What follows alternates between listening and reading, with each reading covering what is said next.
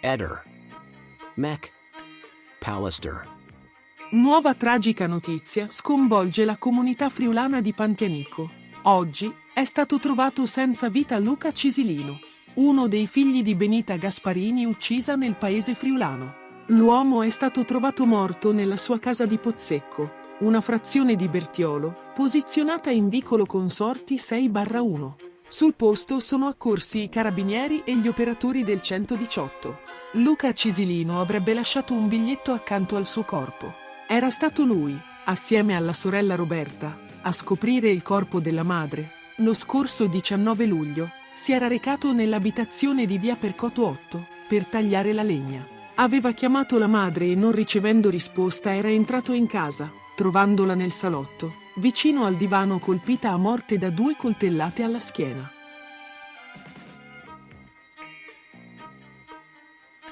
Ehi, non dimenticare di iscriverti a questo canale.